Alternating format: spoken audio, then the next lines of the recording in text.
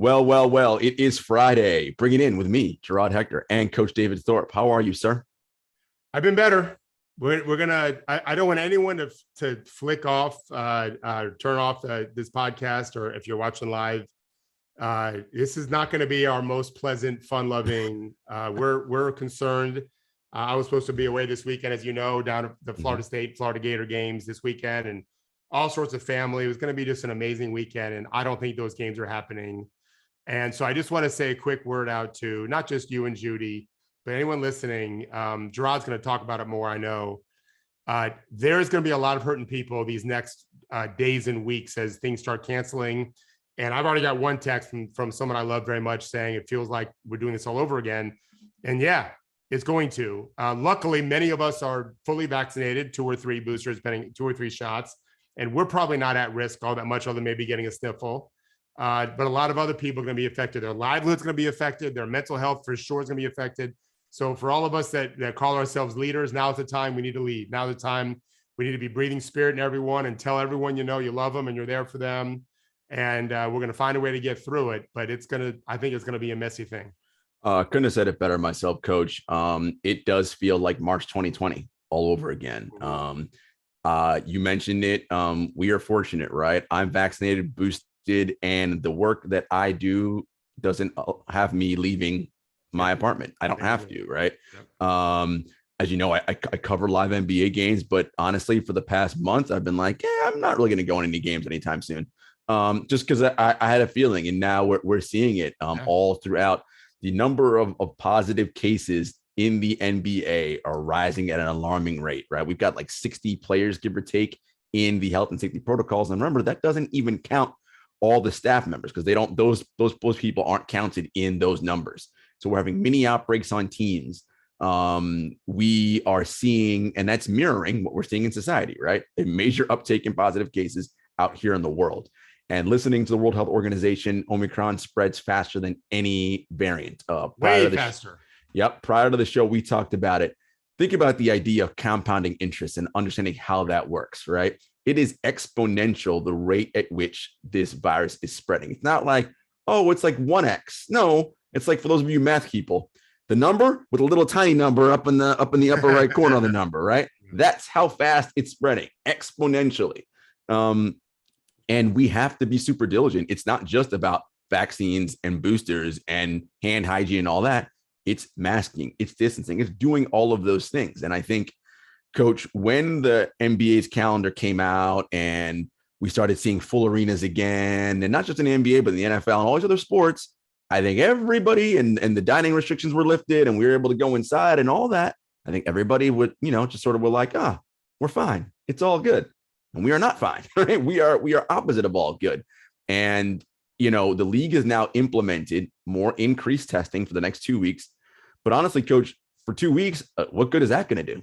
Right? Like, Joel Embiid said this, last year's testing protocols were probably annoying for a lot of players and a pain in the ass, but it was at least clear and we understood what was going on. Now things went back to normal too quickly.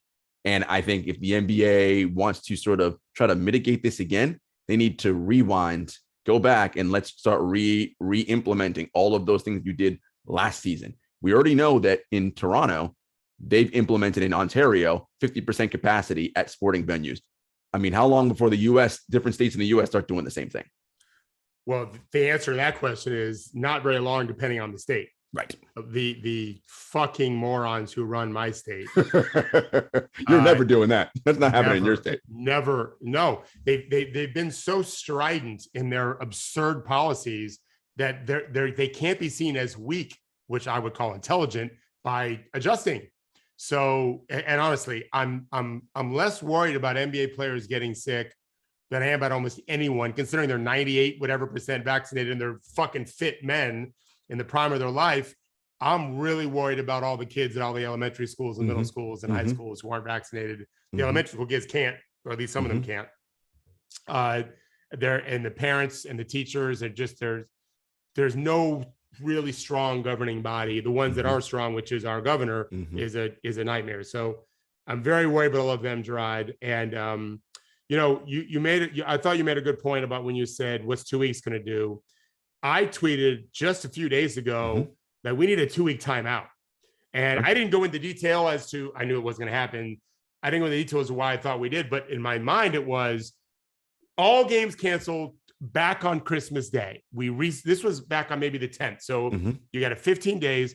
And in that period of time, they every single team goes through the same process they once went through.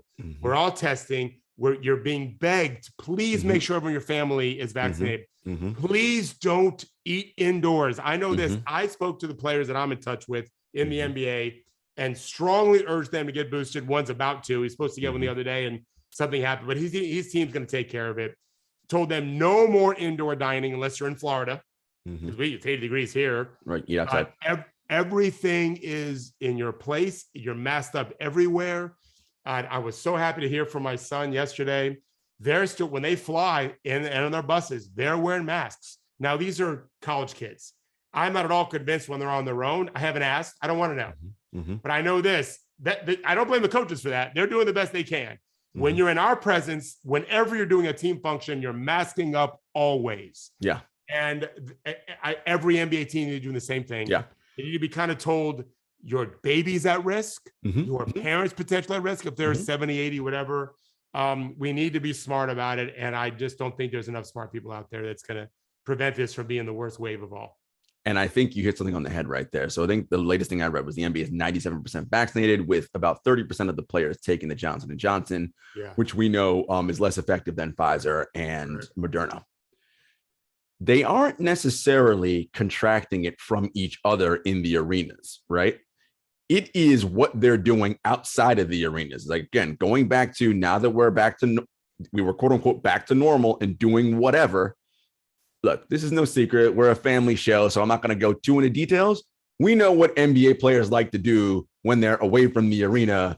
Yeah. So, I'm not blaming IG models, Kate, but you get my drift. Okay. They are out here in these streets enjoying themselves, right? Listen, man, we can't be doing that nowadays. All right. We do not know what's being transpired among different subsets of people, what is going on inside these establishments you're in. Nothing. We know nothing about that. And that's where I believe a lot of these contacts are happening, because that's a much harder thing to track, right? If you stay within your small family circle, that's a much easier than if I go to this club and that's about, I mean, who knows what's happening in those places, right? And what their procedures are. You can't track that way. Right, Jarod, you're making my exact point. But I want to clarify. In my experience, which now is, I would say, pretty fucking extensive with professional basketball players, they are almost to a man enormously responsive to people they trust when you talk to them like this right here. You don't got to yell and scream. You don't got to lecture. Hey, you're at risk to give it to someone that won't necessarily survive this, or just go to the hospital, or lose a job because they're sick and can't go to work. We're not worried about you. We're worried about whom you give it to. So please refrain from your normal routines. And these guys are creatures of habit like anyone else, in a good way, mostly. Hey, you got to just change it up a little bit for the next, let's just call it 2 weeks at a time. Let's see how things go. I feel like the best franchise will handle that very well. And all the veteran players on the bad franchises will speak up, because none of them want, the one thing about these players is that I know what motivates them. It's getting paid, playing well, winning games, like whatever order you want. None of it doesn't really matter which is your most valued priority. They're all important. They all tie together. No, that comes with the winning and the money. Trust me. So when you say to them, like I talked to a player the other day who was on a 10-day, like he's like, Coach, I'm going. No, I said he rented a gym at night just to work out with his trainer. I'm like, is the trainer fully vaxxed? Yes. Okay, great. Is the gym going to be empty? It needs to be empty before you walk in. Although, because it's an airborne virus, it can hang around a while. For sure. So you got to get the fans going. We've been doing the fans at my house way before vaccinations. We had a freaking tornado set up. I shouldn't say tornado. We had strong winds blowing all over, even outdoors on our back porch when we weren't really sure about COVID. And this is the final point. The NBA needs to step up here, Jarod, and be as scientific as possible. Err on the side of caution. That's what intelligent people do. You don't get on a roller coaster because you like roller coasters if you're not sure it's a safe one. Right. You may think it looks safe. No, I need some verification. If it's in Disney, we're assuming they've done a lot of homework on it. But you're not just going to show up to some rickety old roller coaster and some whatever. Jump on. Not if you're smart. Yes, so we need to be smart on this because we don't know what we're facing with this variant, right? Yeah. No, I think you're dead on, Coach. And Judy, I want to pull up those two tweets. I think it's kind of indicative of what we're talking about here with the virus. So this is Sean Heiken, who covers the Blazers for the Bleacher Report. My one NBA epidemiology Twitter contribution. We'll never see this data, but I would be very interested to know which vaccine each player/team got and how that breaks down to which guys are testing positive now. Many players got J&J. And then you can bring up the next one, Judy. Just one example on a team I'm closest to, but the Blazers specifically said in their press release last March about their players getting vaxxed that they all got Moderna, and they haven't had any COVID cases up to this point. And thank you, Judy. It's, remember I asked this before, Coach. I said, the league kept saying, okay, 97% vaccinated, but how many of those players took one shot? And I don't just mean J&J one shot. Yeah, I hear you. Yeah. We only got one of the, and because I just had to do that just to, satisfy everybody. Yeah. And they're counting me as being vaccinated. We know that is not being fully vaccinated, right? How much of that are we seeing is part of the issue here in this population? We know that 3% of the players are unvaccinated, right? Based on those numbers, that's about 14 players, which is about a full NBA roster, give or take. 30% of the league on the J&J shot, right? With the one, that's 135 players. So that's damn near half the league, right? That's a lot of people who are in a very, let's just say, not the most effective protected position that they could be in. And again, this is what we're seeing now within the NBA, and it's a mirror of society. Because we saw all this reports about it. People who got one shot and said, I'm not getting the second. People who clearly weren't vaccinated, right? Like, these are how the variants are able to spread. And it was reported that the Omicron variant was already found. They didn't say who, but was already found within, and now it's multiple NBA players. And again, the other thing that we don't know, Coach, is they're not counting staff members. So we know that staff members are also having breakouts if these teams are having breakouts, but we just don't know what the numbers of those are because that's not public information. Right. I know for a fact there's strength coaches, there's other assistant coaches. I'm just a basketball coach and a writer, so I'm no doctor, but I do follow a lot of them and have talked a bunch on this show. It seems to me that this has always been going back to our original shows, Jarod. All this was born from COVID. Viral load is something they always talked about, and so just look at it this way: if you're fully vaxxed, the chance of you spreading it are very low because you're not going to have much of a load to shed. Your body is killing it fast. That's why very often, almost always, you're asymptomatic when you actually have it, but are fully vaxxed. So if everyone would do that, and everyone wear masks in public for long periods of time, indoors, not outdoors. Outdoors, it doesn't matter. Unless you're crowded in a stale air place, we'd be fine. It's just not going to be that way. I don't have any faith in my fellow man. No. And the other thing too is, okay, the NBA is implementing these testing policies, and then we're getting back to masks on the benches and all that. You know what might help, Coach, if we don't get to the 50% arena capacity? Because I've been to arenas this season covering games, no fans are wearing masks. Like, it's real limited. Now, in the media section where I sit, we're all masked, but I'm like, what? You just go on the concourse. It's like, what the hell is happening? Now, I'm fortunate that I come in early enough that the concourse is empty and I leave when the concourse is clear. But I mean, what's happening for the 2.5 hours in between? Well, that's why I'm wondering what you asked already, what Toronto's doing is going to, I think, change how the NBA is doing it. Has to. I happened to watch my son's team at a game on the ACC network the other day. And when you play the 9:00 game, there's always a 7:00 game. And so all you end up doing for me is root for the other game to finish on time. Yep.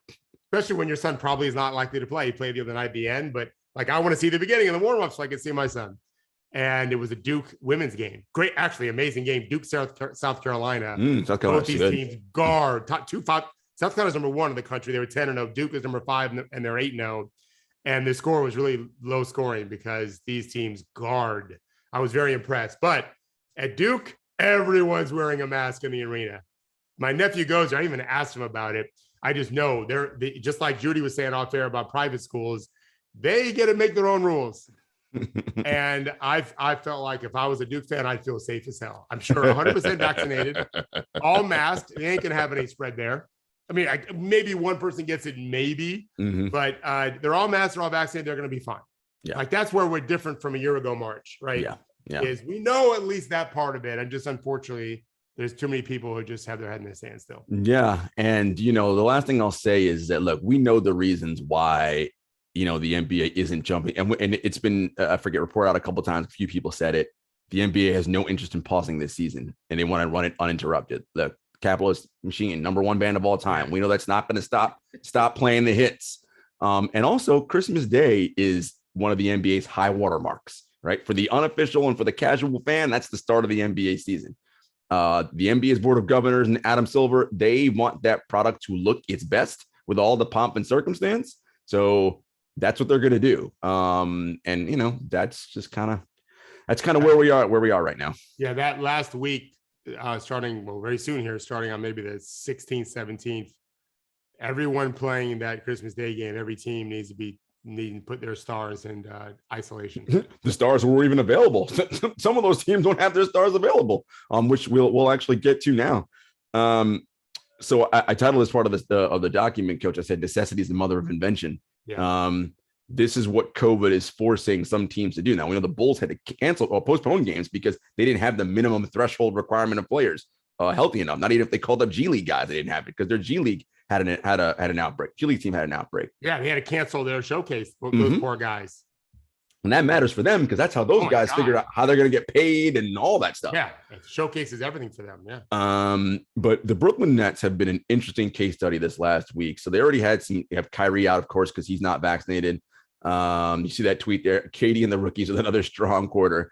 Coach, the last few games, and they had 7 guys into health and safety protocol. So they had a roster of 8 the game before and 9 against Toronto and 9 last night. It's KD and dudes that most people never heard of. Do you know David Duke Jr.? Have you heard of? I mean, I know you know. Have you heard of Kessler Edwards? These are the guys that are suiting up with Kevin Durant and playing ball. But there's something about that, Coach, and I want you to talk about this because I think you understand this from a coaching perspective. There is a level, not that he doesn't love playing basketball. Of course he does. KD, it's famous. That's why he constantly plays ball. He loves it.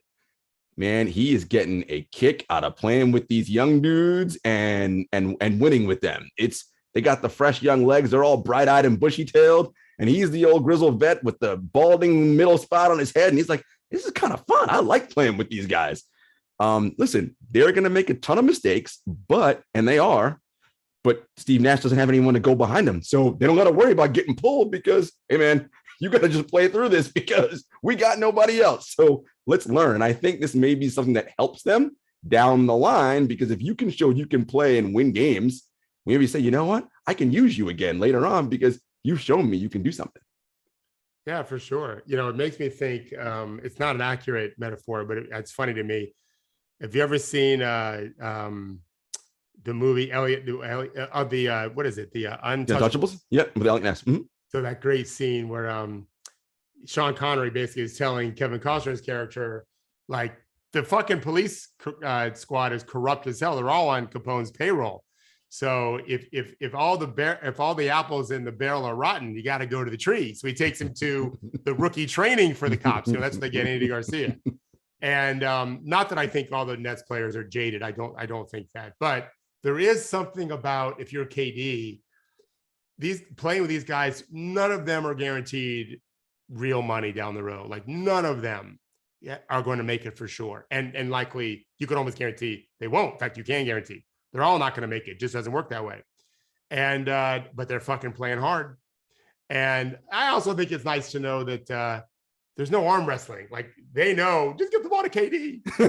I'm sure I'm not the only person ever who, when I was first coaching my son when he was young, and he had a superstar player on his team in 6th grade, my son was a starter despite not being one of the best 5 players because he can make threes, didn't turn the ball over, and at all costs he got the ball to our star. Well, why do you think that was? Because Daddy would have grounded him if he didn't. You'll look great when you keep getting the ball to our best player. Well, get the ball to KD is always a good strategy. right? And then guard. Mm-hmm. You know, and they're doing that. They're guarding. They're guarding. Yeah. And I agree with you. It could end up being really good for them because they're going to get a deeper bench with some athleticism, which helps in the postseason if we even have one. The one caveat, and I put a link in there in our document, where Steve Nash has come out and said he is concerned for sure with the minutes Katie is getting. And I'm so glad that he understands. Like he said it's not safe or sustainable, right on both counts. Whereas the other day, Chauncey Billups played Damian Lillard 47 minutes. Yeah, not sustainable. Against Phoenix. Come on now. What are you doing? It is, it's weird, right? Because I know Chauncey feels like I want to get these guys a win to make them, because it'll make them feel better. And how do we win? Well, I need my best player to play as much as possible to win. But it's, if you're for Portland, look, and sorry, Henry, they ain't got any long-term goals this season. They're not, they may make the playoffs, but I highly doubt it playing. They're not going to do much, right? Brooklyn has larger goals in mind. So, and Steve has said they're going to be strategic about what they do. For instance, they have a back-to-back Saturday and Sunday. They play Orlando Saturday and the Denver Nuggets on Sunday, both at home. If I'm Steve, I'm like, all right, Kev, let's not play against the Magic, right? We'll play all the other guys. We might lose that game, but whatever. And then Sunday you play against the Nuggets. That way you get a 2-day break, right, before you play again. So that's going to be the moments they have to steal. But also, he also realizes with a 9-man roster, there's only so much I can do, right? Because Kevin's the only guy on this roster. Blake played well last night. Nick Claxton's played well in his last 5 games. Yeah, he's been playing really well. These are all signs and showcases, and I think this is something you and Henry preach all the time. You need some depth, right? Come postseason. Yeah, we know coaches are going to shorten their bench because that's their nature, right? It's like, okay, I need these guys to play more minutes. But if you can steal, we can play you for 5 minutes and we're a positive. We maintain. We don't lose anything.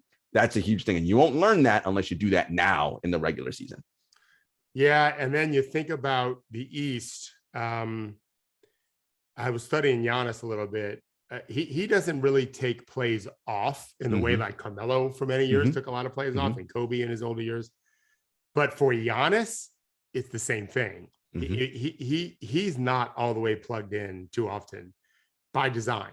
I get it. But he's going to be. And they're going to get DiVincenzo back at some point. He was supposed to go back the other day, and then he got COVID. Yeah, he's in health and safety protocols. Yeah. They are legit. Yeah, for sure. Right there. You got Miami is finding. They made the adjustment without Bam and Butler to shoot more threes. Those guys are coming back. Hero looks better. Duncan Robinson starting to find himself. Cleveland, who we mentioned, of course. Cleveland, who we mentioned, of course. Yeah, Cleveland. There's the other team who as a net, I know you're not a Nets fan, but you cover them. Who is most likely to knock them off? Brooklyn, Miami, and maybe Philly if they could fill the Simmons hole. Yeah, maybe Philly. Because Embiid is so much better when they have inside. That's what I'd say. But for Brooklyn, I think they look at it as their number one threat in the East is Milwaukee. I think that's the team that they see as like, okay, we know that like we have to be on our P's and Q's because that was a 7-game series with Kevin Durant and one leg James Harden for the last 4 games, right? Or last 3 games. So I think, that's the team that they're keeping their eye on. And just based on seeding, Cleveland, Philly, and Miami, those 3 teams are going to they can all make it to the conference finals, right? They're going to end up playing each other, or someone's going to get knocked out before they even get to the conference. Right. The other team I would throw out that I know Brooklyn's got to be thinking about now is Atlanta. Yeah, because they're such a good offensive team. They're very good offensively. And if you just are having some off nights, even if they're not playing great defense, which right now they're not, they can shoot you out. Yeah. And what happened last year? Like they got hot. They had a good run in the postseason. So the East is deep. Yeah, for sure. Brooklyn has that trump card of, they've got the guy that can always get the shot he wants. He plays the right way. And they're, as you've been saying now for a month, and they're guarding now. They care about defense. Credit Steve Nash and the team for that. And we'll see, though. I'm a little, I don't know yet about Harden. I've said this. I've written this. For sure. I don't see it every night. No, it's not every night. And so they've got to find other ways to manufacture. Mhm. That's why I think they have to trade Kyrie. Like Yeah, I mean, I don't agree. waste another year of KD, You who's somehow can't. still in his prime. Right. You can't waste another year. Make your I mean, move. you got to. There's no guarantee that he's going to be fine next year. Like you gotta make that move for sure. Right. And so well, we can get the trade idea later, but I didn't mention Kyrie when I wrote my article about trading, but it factors in. So let's follow your path and we'll get to the trade part idea with Kyrie. No worries. I want to just look at players and superstars and go over to the Western Conference. Dallas is in a bit of a kind of weird situation. I mean, they have Luka. Luka's doing his thing, but a couple weeks ago it was him not being supremely fit, right? Coming into camp a little out of shape, overweight. I asked you, I think last week or the week before, did we give Luka too much too early, and does he need to sort of this is the NBA, kid. Like, yeah, you're great, but like, in order to be one of the all-time greats, I mean, you got to do this shit year after year after year after year and win, right? And we're getting to that point now. And then we saw the article come out about Rick Carlisle and how the relationship with Luka is part of the reasons he's not there anymore, and how he treated other players. It's not a question about is there a Luka problem, but when you have a superstar in this league and he's your franchise player, you're going to cater things. And that's just how the NBA works, right? It's like a sales organization. The number one salesman or woman just gets better treatment than the number 1,000 guy. That's just how it works, right? Like, I wonder, though, if you're Dallas and if you're Mark Cuban, what do you have to do now in order to make sure that you are in the best possible position to maximize Luka's talents? Give him what is owed of, and it's a big sales company, Caleb. They have thousands of salespeople. What you have to give him in order to maintain what you want, which is a winning environment, and you have a coach that can coach him hard and all of those things. Well, I was planning on writing an article about Luka on Monday. I still probably will. It's just hard for me right now to get excited about writing about a player when we're dealing with what we're dealing with. Or what I think we're going to do with COVID. I think it's going to get really messy. And so I'm not going to say too much because I'm going to write about it. But I mean, your question you're asking is the right question. And I'll start by saying it starts with coach and player, just like that article. It starts with Jason Kidd and Luka Doncic, outlining the parameters of what his best season is going to look like. Maybe they've already done that. It's not happening now. Like, he is, whether he's out of shape or the other things that I've studied already that I'll be writing about, he's not playing his best basketball. He just isn't. And he's hogging the ball more than ever. I think I'm right to say his usage rate's the highest it's been. I haven't even checked the stats. I've been watching film, but ball's in his hands an awful lot, and he needs to be better. I love how you put this, Jarod.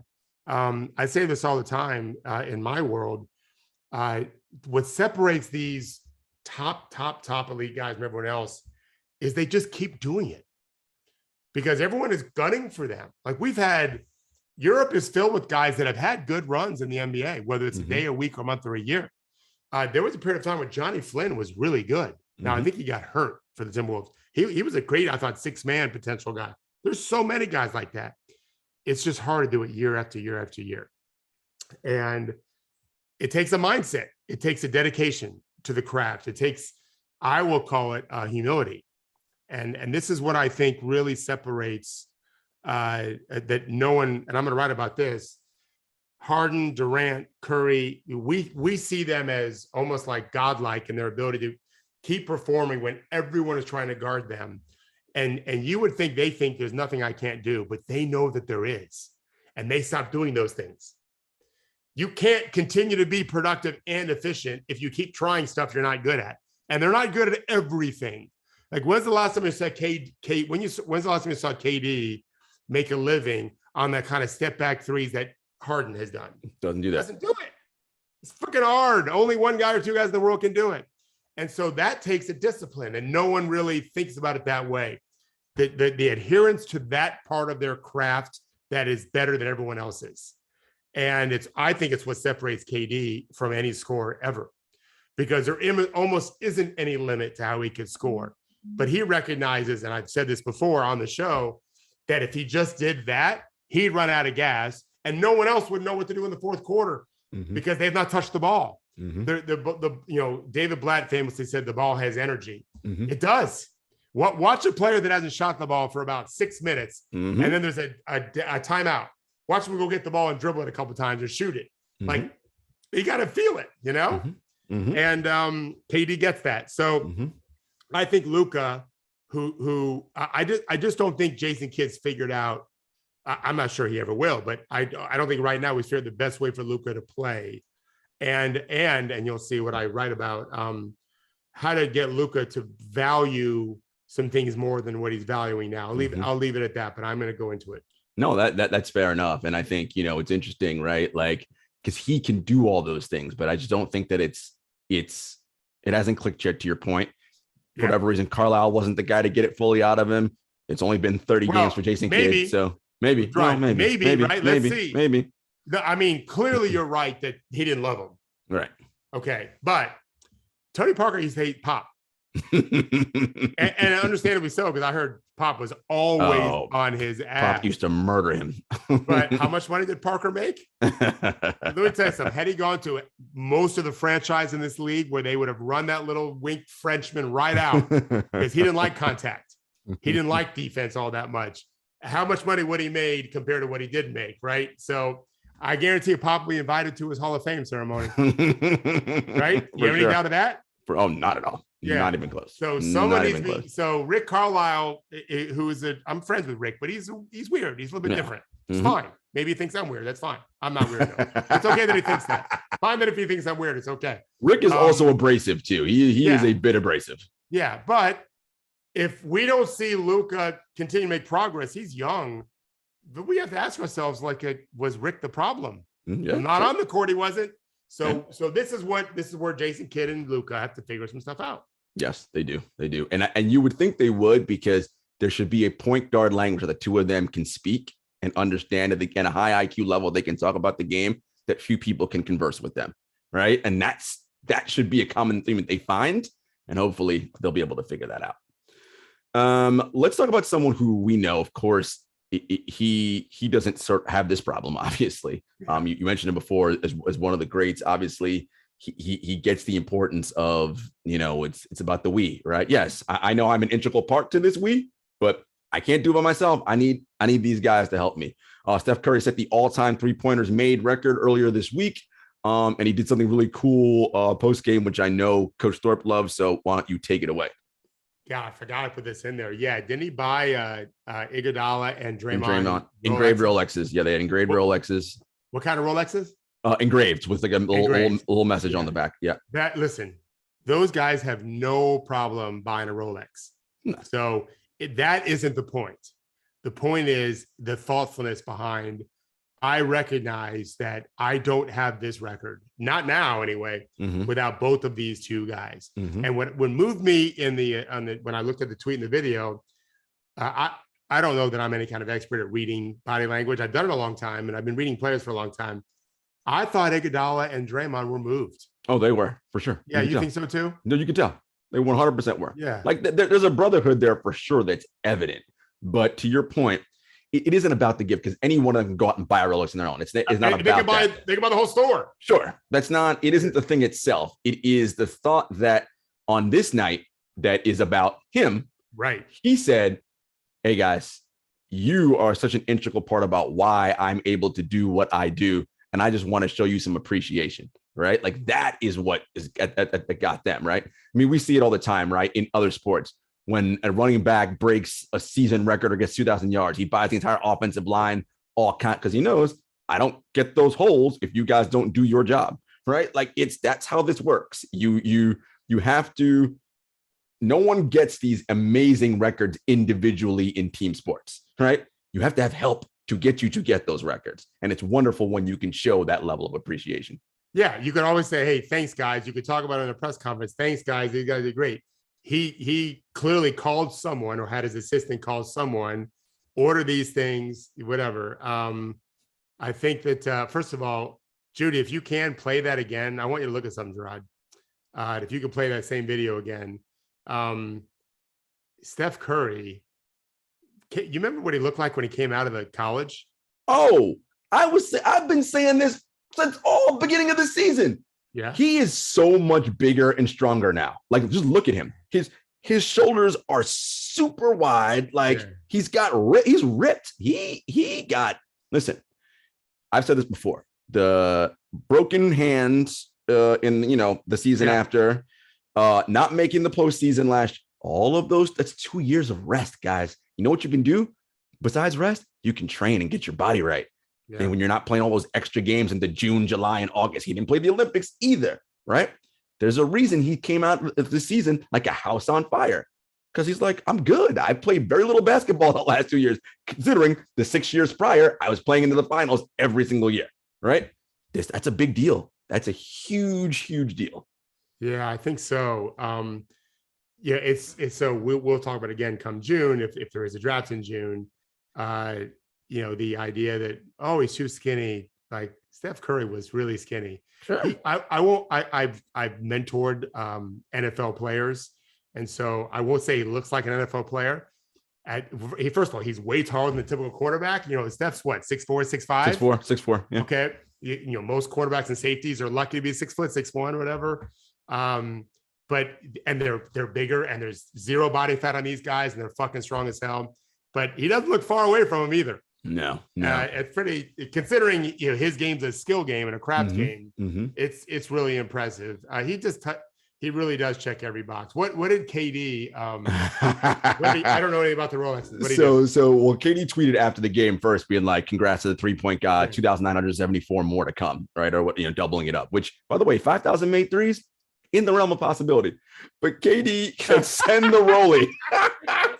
Which, listen, KD loves to get on Twitter and do a nice little, where's mine at, bro? I definitely, because I think on that list, it shows how many people assisted Steph Curry threes. He's like, I'm in there, buddy. I'm on that list. Was he a decent number on the list? Oh, yeah, I think he is. Really? Yeah. First of all, as we've said many times, KD gets it too. Like, KD doesn't take every shot when he could. Right. Listen, I don't know why KD didn't want to stay. That no one may ever really know. I know there's been articles about it, whatever, but I thought Dwayne Wade and LeBron were as perfect a fit as you could ever have. I felt the same way about KD and Steph. Mm-hmm. Unbelievable fits. Yeah. Because they both had I don't think Harden and KD fit the same. Harden's fine. Right. They're so great they can figure it out. But I thought KD and Curry were of the same cloth. Yeah, it's a different kind of fit. It's a different kind of fit. Yeah, and so I wouldn't be surprised if Steph hooks him up with one. Other than say you're not a teammate of mine anymore. But Steph's not looking to piss anyone off. Like, he just knows how to do that, Yeah. So as Caleb said, he's third in assisted threes behind Draymond and Iggy, right? So it's fucking amazing. Yeah. So, and that's only in 2 years, right? So, but that's what it was, right? Yeah. So three technically, because that offense with the two of them was, some of the great basketball we've ever seen, right? And I think that, because of the way they operate and think, to your point, Coach, had they stayed together another 5 seasons, I think we would have seen a different evolution and a higher level, right? Because they think the game, right? They're basketball obsessed. Could they have found some other things and unlocked something completely different, right? Maybe, right? That's an interesting what if on that. But listen, 2 championships and 3 trips to the final. That's fine. That ain't bad. Yeah. You're allowed to pursue whatever life you want. I'm all for that. I do think when he's 45, if KD doesn't get any more, which is no guarantee. If he's being honest with himself, I think he's gonna have to think, I played with a fiery guy that was a pain in the ass, but guarded and passed. And then I had a coach who I definitely like and respect and who let me do my thing. Mm-hmm. And then I had one of the greatest shooters, one of the best shooter ever, one of the greatest teammates ever. Mm-hmm. It was pretty good. I had it pretty good there. He's doing just fine now. I've said this all the time, right? Like, he, to me, one of his legacies is, of course, the evolution of what you can do with size, right? Magic Johnson kind of started at 6'9" point guard. I mean, Kevin Durant's a 7 foot, whatever, everything, right? Like, that's pretty incredible. The other legacy for his is going to be the most malleable superstar, right? Like, you can literally put him next to any other superstar, and it'll work just because of the nature of his game, right? Yeah. And that's pretty impressive. Coach, December 15th just passed, which is the unofficial beginning to trade season.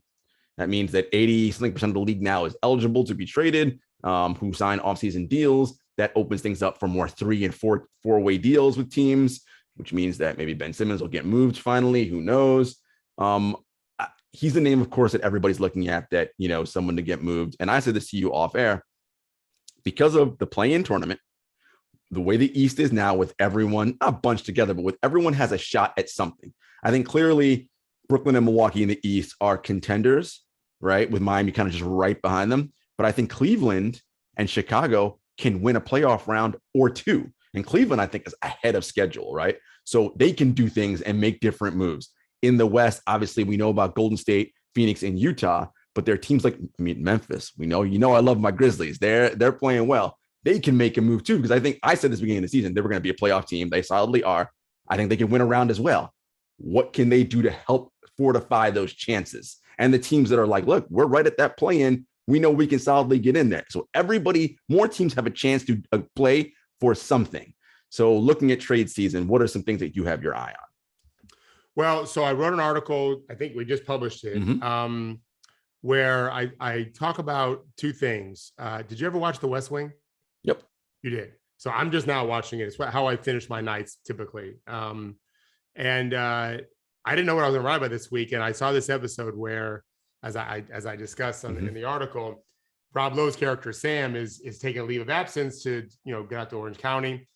And meanwhile, his boss, Toby, has to write this very important inaugural address because his boss just got reelected and he's on his own. And so Sam, being a great person, wants to be a good teammate and find someone for him. And the guy that he met out in the West Coast is just a guy named Will Bailey, who's just like Rob Lowe and Toby, just super in it for the effort, works his ass off, but needs a vacation. So long story short, he introduces Toby to Will. And there's that great scene that I think we have as a GIF in there. Maybe we have the whole scene in. I think we have the whole scene in there where he had sent Rob Lowe's character, Sam, had sent Will to Toby with a note in an envelope. And Toby ends up hiring him because he knew he was a good speechwriter and because Sam recommended it. And as Will leaves to take his 2-week vacation because he's exhausted, Toby opens the note and it says, Toby, he's one of us, Sam. And then Will pops his head back in right then. I thought it would be over right there. And when Will basically says, unless you want to start working on his speech right now, because he's one of us, that's the whole point. And so I started thinking about the trade deadline as I was watching the show and saw that scene. And right away I thought, well, I wonder if Milwaukee realized that Jrue Holiday's a Giannis guy, because you're building around Giannis. Middleton clearly is. And I went back and I didn't even know this until I went back and looked, where Giannis had already said to Chris, while they were still playing in the finals last year, it wasn't even over yet. It's a little different when you've already won the championship. They're still competing. And he had told Chris, like, when you retire, it's going to be the worst day of my career because there's a connection there. And they're talk about ideal fits. Talk about fire and ice, but Middleton, there's nothing soft about the guy. And Giannis isn't a great fourth quarter shooter because he's not great in the first 3 quarters either. But Middleton is. And so they're just really great. But Jrue is of that same cloth. And defense first, Middleton guards. Giannis is amazing on defense. Jrue is the best under 6'5", depending on the league, probably. Although Gary Payton III is really coming. He's pretty good. Man, is he something else? So anyway, I started writing about that. And my point is, we all are victim of this to some degree. Teams, I think, more so than media even, where they feel like they have to fill a hole in the trade. Well, we're not shooting as well. We're not rebounding as well, whatever. We got to get better perimeter defense. And I think that's a mistake to look at it that two-dimensionally. Whereas, and so in the article, as you know, I wrote, I don't know if you have a chance to read it because it just came out. Jrue was, if I said to you, why they go after Jrue instead of Bledsoe, you would say, well, Bledsoe couldn't shoot in the postseason. You'd be right. But Jrue shot terribly in the postseason. Correct. He was awful from all 3 levels, from 2, from 3, or from the line. And they won a championship in 6 games against a very good Suns team. We see how good they are now. They're still rolling.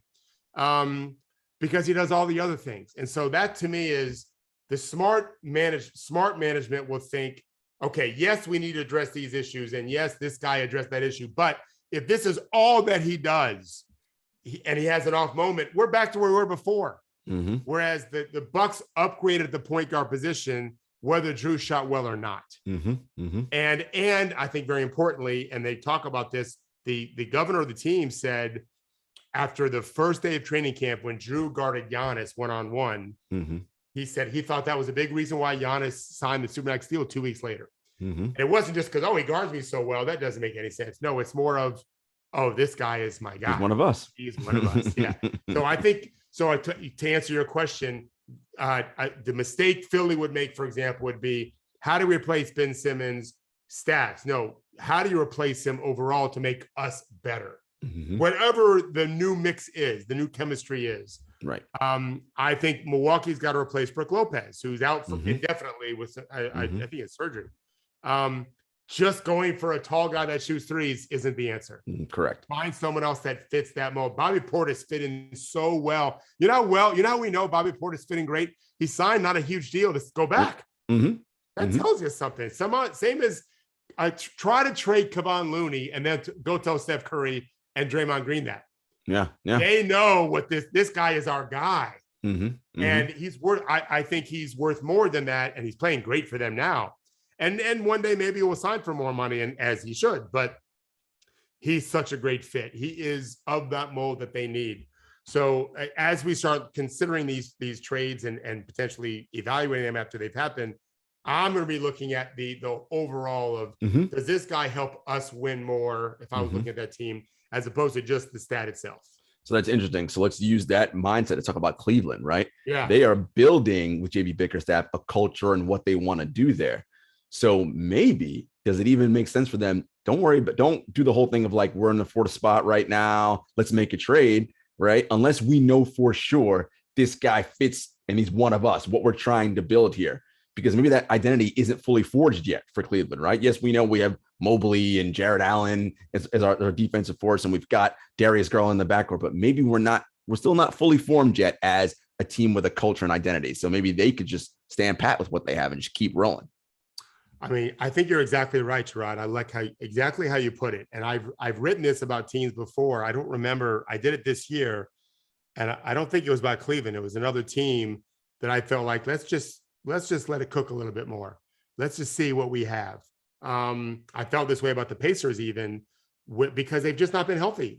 Before they trade Turner and Sabonis, let's see what it's like when LeVert is healthy, Brogdon is healthy, TJ Warren's back. TJ Warren was like the best player in the bubble. It wasn't that long ago. It was 2020. It was like late summer 2020. So I think the way to go about it would be for Cleveland to recognize this is the kind of player that would upgrade us overall. And here's what we're not willing to risk. So they're not going to trade Garland, Mobley, Allen. Okoro is playing much better of late, but is nowhere near ready to help them win the East. I think you said something earlier, Jarod, when you talked about, I was mentioning the threats to Brooklyn and you threw out Cleveland. I think you're wise to do that. They could be what Atlanta was last year. Okoro's got to play better. Mobley's got to play better. Well, he's a rookie. Who knows how we'll do? But I think it's possible. I mean, when you defend the way they defend, you can upset pretty much anyone. And so they need to make sure they don't throw the baby out with the bathwater a little bit. Correct. Let's just, if we have a deal that really works, like, for example, I don't know that they need Marvin Bagley as anything other than the backup big. But if they think they can bring in at the cost of some expirings, a guy like Bagley to back up Mobley and Allen, with the idea that maybe they trade him if they regenerate, it's not the worst thing in the world.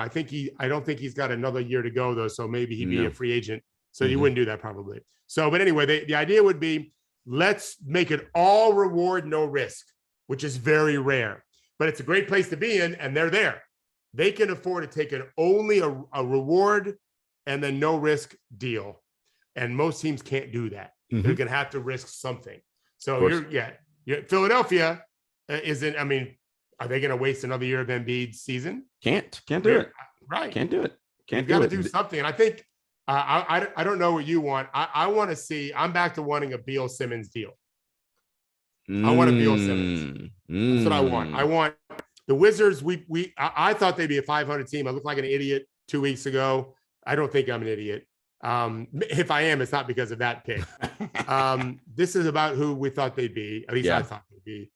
And so, but add Ben Simmons to your defense. He'll be your best passer. Dinwiddie's just an okay passer. He's not playing great. And let Beal and Embiid do their thing. I think he makes the Sixers really, really good. That's a nice 1-2 punch. The thing about Philly is I love Maxey, Korkmaz, those guys, Niang, your guy. Yeah. Like they all fit right with Embiid.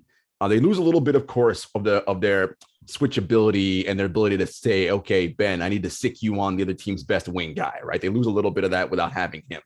But they can find someone to sort of, fill in the gaps, as we said, and make them kind of remake them a little bit, right? So maybe defensive identity isn't their number one, like how it was before with Ben, but you can still play, make, and do some different things. And I agree with you. You can't waste a Ben Simmons, another Joel Embiid prime year.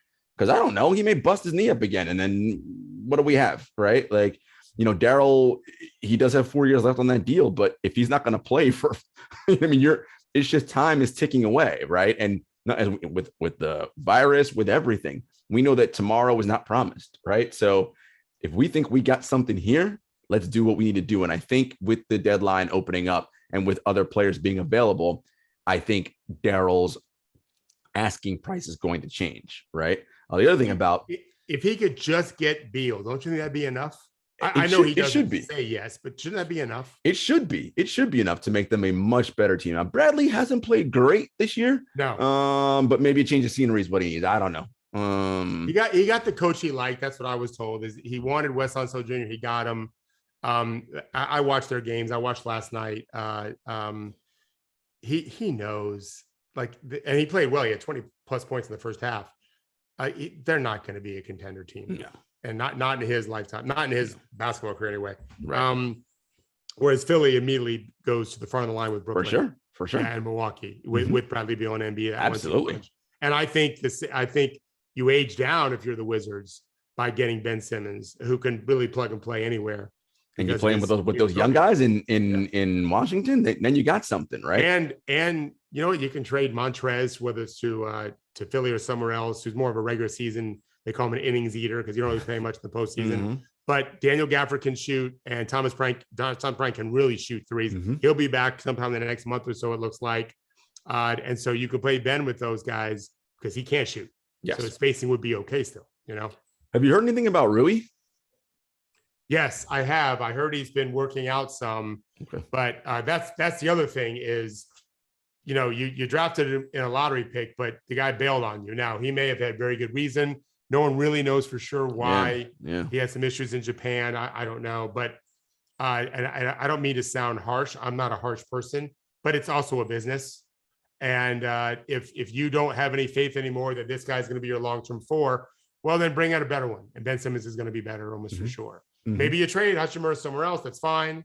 Maybe he needs other place. I don't know, but I just think both teams win on that. And the Wizards win long-term and the Philly win short-term. And that's a win-win for both teams. Absolutely. Really quick, I just want to, we were talking about defense. The teams that made the biggest jumps in defense this year, we talked about offense last week, Cleveland, Golden State, Minnesota, Brooklyn, and Phoenix. It's interesting, right? They had the most differential in terms of points per possession allowed. Cleveland, number one, they dropped up almost 10 points fewer. Yeah. Golden State 2 at 9.2, Minnesota 6.8, Brooklyn 6.7, and Phoenix 6.5. And it's no surprise, Minnesota being the lone exception, that those teams are among the better teams playing in the NBA. But I will say, Minnesota has been playing better lately. Yeah. So, we'll see what goes on with them. I want to talk Zion really quick because something was really kind of got to me. I remember when first of all, I just don't think it's so fascinating that this dude broke the fifth metatarsal bone on his foot in the summer, had surgery, and nobody knew about it until the beginning training camp opened. All the NBA newsbreakers we have, none of that came out. I don't think that's by design, but that's a different conspiracy for a different day. The other fact is that why is nobody calling this injury what it is? When you break the bone in your fifth metatarsal of your foot, that's a Jones fracture. That's the injury that Kevin Durant had in Oklahoma City in the 2014-15 season. He played 27 games that year. He had 3 surgeries in 6 months, right? And the reason why Jones fracture is so hard to heal is because the blood flows, that part of the body is extremely limited. So no blood flow, healing just takes a lot longer. He had another setback, right, with this week, 4 to 6 weeks after a biologic injection before he gets reviewed again with imaging to then, if it looks okay, we can now ramp you up to start basketball. I mean, the earliest coach he'll be on the floor, if all things go well, is around the All-Star break. That's the earliest, and that doesn't seem very likely. Well, I mean, I have nothing to add to that. You explained it all perfectly, other than you mentioned in the document, is there even going to be an All-Star game? Well, I mean, there might be an All-Star break. There may be an All-Star game. Which we probably shouldn't have one anyway. Was it announced that he has a Jones fracture? No, that's the thing. No one is saying that. But if you look at that's what it is. Your point. That's what it is. Yeah. Yeah. I haven't heard. I knew that he was working out because he worked out in a gym, and the guy that kind of runs the gym called me and said, "Hey, I just saw Zion work out. He looked good." This was, a month and a half ago.